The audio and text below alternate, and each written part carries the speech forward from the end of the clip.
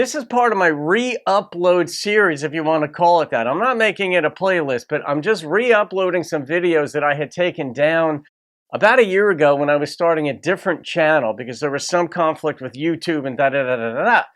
I've since resolved whatever fears I had about what YouTube might do to me. So these are re-uploads. So some of these are from like 2 years ago, and my editing style and the video quality was different then versus now in some cases. So anyway, here's the re-upload. I hope you enjoy it. Some of you may have seen this already, and that's it. All right, guys, enjoy the video.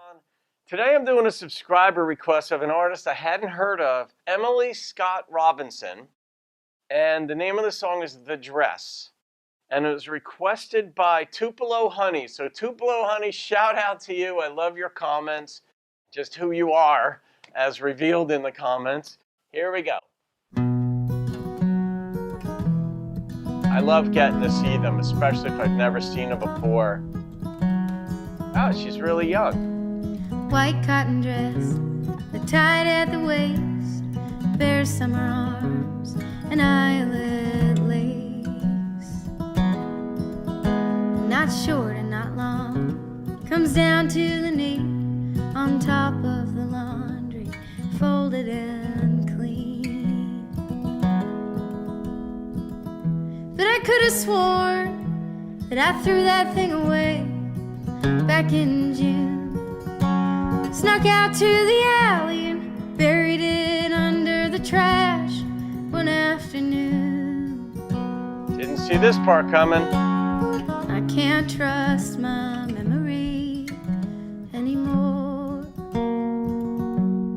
Whoa. Was it the dress I wore? Was it the wine he poured? Was there some sign I ignored? Was there even time to run from that storm? Oh boy.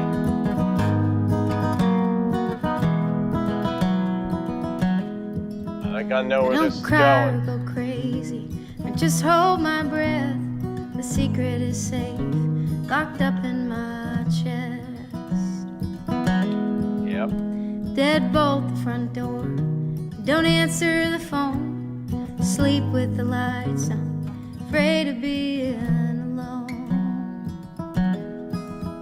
And I go back through every detail, like a photograph in my mind, searching for what I did wrong. I never find it in time. Was it the dress I wore? Was it the wine he poured? Was there some sign I ignored? Was there even time to run from that storm? To run from that storm.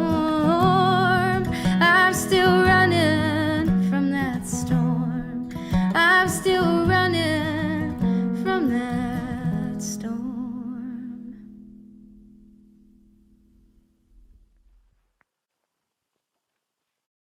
Yeah, I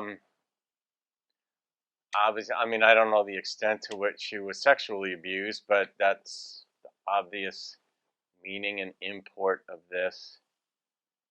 The way she depicted it, when you're going to hit on a subject like that, I don't know if this happened to her or if she just wanted to shed light on it, but it was brilliant. It was, you know, you get an idea, I want to do a song about something, whether it was real or whether it happened to you or whether it's just an idea you have because you know it happened to someone else generically, or maybe you know somebody. I think most of us do know somebody to whom this has happened.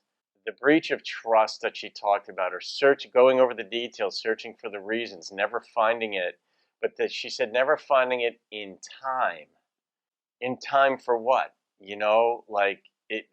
But these are the unanswered questions that somebody who's a kid, whether you're a kid or not, but this is not only is your childhood altered from that point forward, your whole life is, because you're always going to search for that reason that's part of you now when that's been inflicted.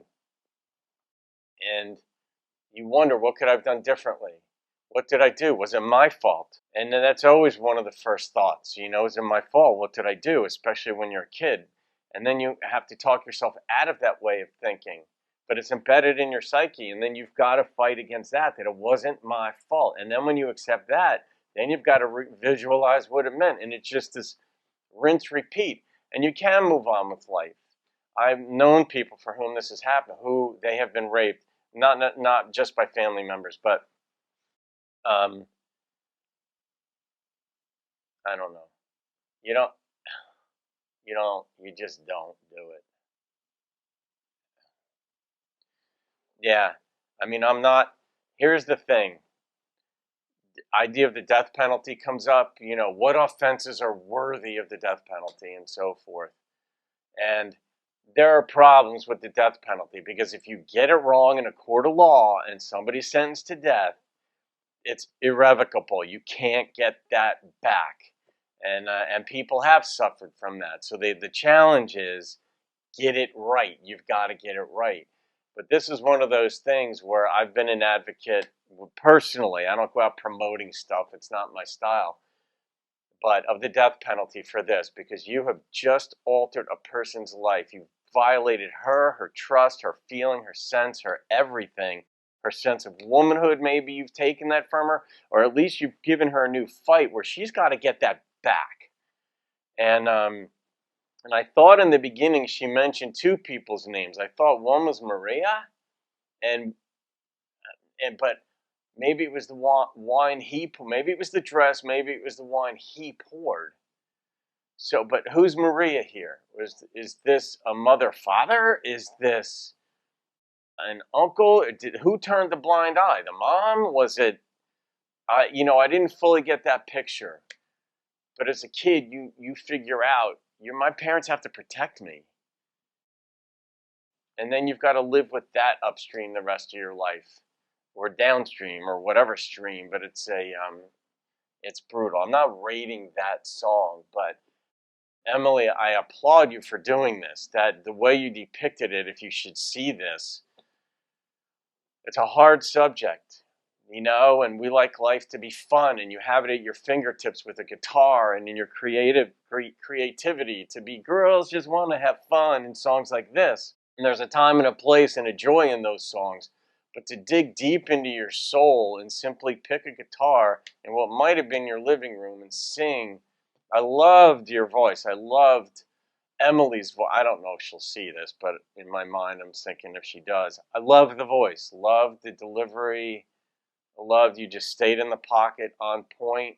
I don't know what it was like the first few times you sang this in front of folks. I don't know if you were nervous. I don't know if you were tempted to cry. I don't know if you fought those feelings back. Even if it never happened to you, you're still in touch with it on a level. And as a woman, you'd be more in touch with it than a man would be. I come at it from I love my gender. I love hanging with the fellas and talking shit, talking nonsense. But this is something worthy of the death penalty to me. Yeah, I mean, this is just something where you don't just knock someone out, you knock them out. It's that simple.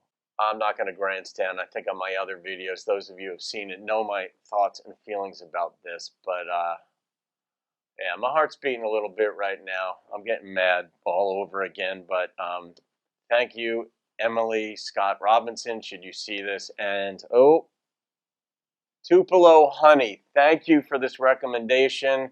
It's not all lollipops and roses on the channel, as you guys know, but I like feeling different things. It's the fullness of life. It's there, and it's frequently in song, and it certainly was. So I'll be paying attention to Emily Scott Robinson, Emily Robinson stuff as time marches on, but that was a heck of an introduction to a beautiful, seemingly young artist, certainly young looking, but she appeared to be very young there, and what a talent. So there we go. All right, guys, leave your comments. I read them, can't always respond to them, but I do read them, and it gets in me. So thank you for that. All right, guys, I'll see you on another video. Have a great day. Keep rocking the country.